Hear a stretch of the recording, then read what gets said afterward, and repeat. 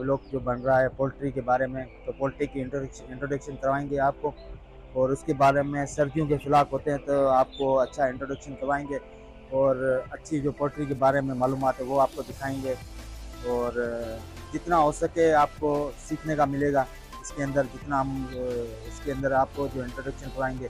और मौजूद उस्ताद हमारे साथ है, और आपको कुछ बातें हैं जो उस्ताद से लेके आपको हम सिखाएंगे, बताएंगे, क्योंकि छोटी छोटी चीज़ें होती हैं, ये छोटी छोटी चीज़ें होती है, परिंदे जो होते हैं इनको छोटे छोटे तरीके से पालना होता है, और छोटी छोटी चीज़ें होती है जो मेन डिप कप की होगी, इसकी लेवलिंग होगी, फीड की जो होगी, और जो ज़्यादातर ये हमने कुप्पे लगा रखे हैं ये इसलिए होते हैं कि इसमें हमारी FCR वगैरह डाउन नहीं होती है, फीड ज़ाया नहीं होती है, और ये जाके आगे हमारे को अच्छा मतलब कि फ़ायदा देती है, और अच्छा ग्रोथ होती है हमारे चूज़े के अंदर।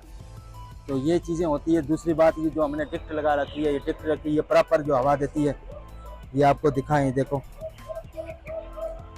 इधर से हवा, गर्म हवा मिल रही, प्रॉपर हवा मिल रही, सब माहौल एक जैसा बन रहा है। तो फिर आपको उस्ताद से थोड़ा बहुत आपको तवज्जो कराएंगे, और उस्ताद से पूछेंगे थोड़ा कि क्या सूरत हाल होता है, और दूसरी कि आपको मेडिसिन के बारे में बताएंगे, और अपने जितना हो सका इंट्रोडक्शन कराएंगे अपनी पोल्ट्री के बारे में, जितना हमारे पास तजुर्बा वो आपके सामने रखेंगे, और आपको बताएंगे कि क्या क्या चीज़ें होती है, क्या क्या चीज़ें देनी होती है, स्टार्ट से लेके एंड तक के चूज़े को कैसे लेके जाना होता है, कैसा माहौल रखना होता है, टेम्परेचर वगैरह कैसा रखना होता है। तो हम थोड़ा उस्ताद से रिव्यू करते हैं। हाँ उस्ताद जी।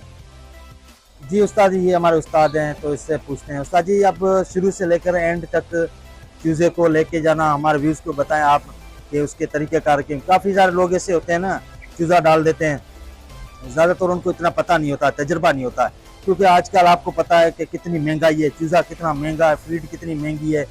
तो इसका थोड़ा आप व्यूज़ को बताएं कि चूज़े को किस तरह ले जाना होता है। देखें, सबसे पहली बात तो ये है कि हमने जो मेन चीज़ सीखनी है वो हमारे शेड का माहौल होता है।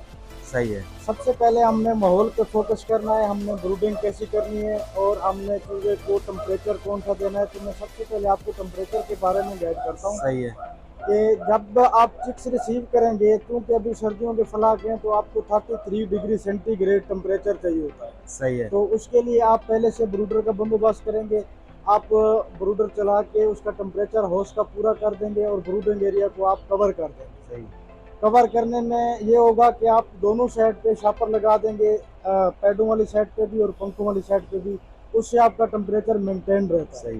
तो उस्ताद ज़्यादातर मैं ये कह रहा हूँ कि वेंटिलेशन का कितना मुद्दा इसमें, कितनी हद तक, कितना % तक इसकी वैल्यू है? देखो, चिक्स को पालने में जो आप डे 1 से लेके 40 डेज तक आप चिक्स को ले जाते हैं, उसमें 90% किरदार जो है ना वो टेम्परेचर का ही होता है। अगर आपका माहौल ठीक नहीं होगा, फिर तो कितनी दवाइयाँ चलाओ कुछ भी असर नहीं करेगी, कुछ भी असर नहीं होगा, क्योंकि माहौल ठीक नहीं होता है अंदर। आप दुनिया जान के डॉक्टर बिठाते हैं शेड के अंदर। सही है। अगर आपका माहौल ठीक नहीं है तो वो कुछ भी नहीं कर सकेंगे, क्योंकि मेन चीज़ ही यही है कि आपने माहौल अच्छा प्रोवाइड करना है। बिल्कुल बिल्कुल, thank you Ustad ji, thank you. तो उस्ताद से इंट्रोडक्शन भी करवाया आपको। देखिए ये चीज़ें होती है, अब देखो ना ये माहौल कितना अच्छा लगा हुआ है, देखिए यही चीज़ होती है। उस्ताद ने बोला कि 90% 100% ऐसे होता है, 90% वेंटिलेशन का ये किरदार होता है। बाकी चीज़ें देखो, मेडिसिन वगैरह कितनी हम चला लें, अगर हमारी वेंटिलेशन ठीक नहीं होगी तो वेंटिलेशन का अपना दवाई कहाँ से काम करेगी, नहीं करेगी। तो वेंटिलेशन होती है। उसके बाद हमारी जो ये पानी की लाइन है, इसकी जो अक्सर लोग बोलते हैं साइजिंग हो जाती है, वो ये हमारी पानी की लाइनिंग की वजह से। क्योंकि ये पानी की लाइनों हमारी लाइनें बिल्कुल देखो चूजे से बराबर लगी हुई है, इस तरह की होनी चाहिए। तो चूजा छोटा मोटा सारा पानी बराबर मिलता है, क्योंकि पानी है ना, पानी भी बहुत ज़्यादा मिकदार तक इसका भी किरदार होता है। दूसरी बात हमारी फीड की लाइनें देख लो आप, ये कुप्पे लगे हुए हैं, इसमें फीड हमारी ज़ाया नहीं होती है, नीचे आपको कोई भी फीड नज़र नहीं आएगी। नहीं तो अक्सर ऐसे बर्तन होते हैं उसके पास ज़्यादातर फीड बहुत ज़्यादा गिरी हुई होती है, तो हमारी सारी वो FCR का होता है, सारी हमारी FCR डाउन हो जाती है।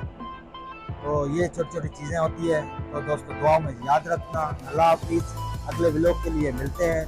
खुदा हाफिज़, अपना ख्याल रखें और दुआओं में याद रखें। ओके।